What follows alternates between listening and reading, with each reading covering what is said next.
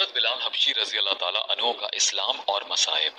حضرت بلال حبشی رضی اللہ تعالیٰ عنہ مشہور صحابی ہیں جو مسجد نبوی کے ہمیشہ مؤذن رہے۔ شروع میں ایک کافر کے غلام تھے اور اسلام لے آئے، جس کی وجہ سے طرح طرح کی تکلیفیں دی جاتی تھیں۔ امیہ بن خلف جو مسلمانوں کا سخت دشمن تھا، ان کو سخت گرمی میں دوپہر کے وقت تپتی ہوئی ریت پر سیدھا لٹا کر ان کے سینے پر پتھر کی بڑی چٹان رکھ دیتا تھا تاکہ وہ حرکت نہ کر سکیں، اور کہتا تھا کہ یا اس حال میں مر جائیں اور زندگی چاہیں تو اسلام سے ہٹ جائیں، مگر وہ اس حالت میں بھی آہت آہت کہتے تھے، یعنی معبود ایک ہی ہے۔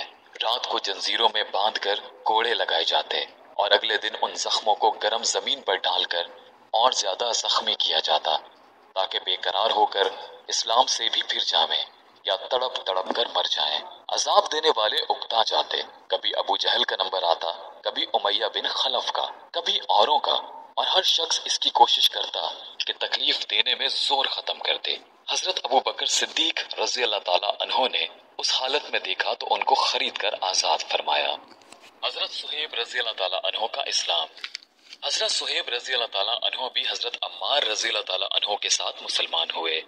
نبی اکرم صلی اللہ علیہ وآلہ وسلم حضرت ارقم صحابی رضی اللہ تعالیٰ عنہ کے مقام پر تشریف فرماتے تھے کہ یہ دونوں حضرات علیحدہ علیحدہ حاضر خدمت ہوئے اور مکان کے دروازے پر دونوں اتفاقیہ اکٹھے ہو گئے۔ ہر ایک نے دوسرے کی غرض معلوم کی تو ایک ہی غرض یعنی اسلام لانا اور حضور صلی اللہ علیہ وآلہ وسلم کے فیض سے مستفید ہونا دونوں کا مقصود تھا۔ اسلام لائے اور اسلام لانے کے بعد جو اس زمانے میں اس قلیل اور کمزور جماعت کو پیش آتا تھا وہ پیش آیا۔ ہر طرح ستائے گئے، تکلیفیں پہنچائی گئیں، آخر تنگ آ کر ہجرت کا ارادہ فرمایا تو کافروں کو یہ چیز بھی گوارا نہ تھی کہ یہ لوگ کسی دوسری جگہ ہی جا کر آرام سے زندگی بسر کر لیں، اس لیے جس کسی کی ہجرت کا حال معلوم ہوتا تھا اس کو پکڑنے کی کوشش کرتے تھے کہ تکالیف سے نجات نہ پا سکے۔ چنانچہ ان کا بھی پیچھا کیا گیا اور ایک جماعت ان کو پکڑنے کے لیے گئی۔ انہوں نے اپنا ترکش سنبھالا جس میں تیر تھے اور ان لوگوں سے کہا کہ دیکھو کہ میں تم سب سے زیادہ تیر انداز ہوں، جب تک ایک بھی تیر میرے پاس باقی رہے گا تم لوگ مجھ تک نہیں آ سکو گے، اور جب ایک بھی تیر نہ رہے گا تو میں اپنی تلوار سے مقابلہ کروں گا یہاں تک کہ تلوار بھی میرے ہاتھ میں نہ رہے۔ اس کے بعد جو تم سے ہو سکے کرنا، اس لیے اگر تم چاہو تو اپنی جان کے بدلے میں اپنے مال کا پتہ بتلا سکتا ہوں جو مکہ میں ہے، اور 2 باندیاں بھی ہیں وہ سب تم لے لو۔ اس پر وہ لوگ راضی ہو گئے اور اپنا مال دے کر جان چھڑائی۔ اس بارے میں آیت پاک سورہ بقرہ 207 نازل ہوئی۔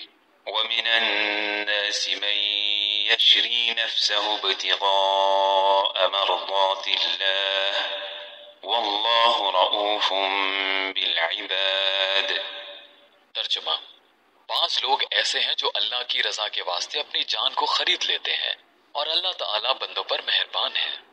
حضور صلی اللہ علیہ وآلہ وسلم اس وقت قباء میں تشریف فرما تھے۔ صورت دیکھ کر ارشاد فرمایا کہ نفع کی تجارت کی۔ صہیب رضی اللہ تعالیٰ عنہ کہتے ہیں کہ حضور صلی اللہ علیہ وآلہ وسلم اس وقت کھجور نوش فرما رہے تھے اور میری آنکھ دکھ رہی تھی، میں بھی ساتھ کھانے لگا۔ حضور صلی اللہ علیہ وآلہ وسلم نے فرمایا آنکھ تو دکھ رہی ہے اور کھجوریں کھاتے ہو؟ میں نے عرض کیا کہ حضور اس آنکھ کی طرف سے کھاتا ہوں جو تندرست ہے۔ حضور صلی اللہ علیہ وآلہ وسلم یہ جواب سن کر ہنس پڑے۔ حضرت صہیب رضی اللہ تعالیٰ عنہ بڑے ہی خرچ کرنے والے تھے، حتیٰ کہ حضرت عمر رضی اللہ تعالیٰ عنہ نے ان سے فرمایا کہ تم فضول خرچی کرتے ہو۔ انہوں نے عرض کیا کہ ناحق کہیں خرچ نہیں کرتا۔ حضرت عمر رضی اللہ تعالیٰ عنہ کا جب وصال ہونے لگا تو انہی کو جنازے کی نماز پڑھانے کی وصیت فرمائی تھی۔ اسد الغابہ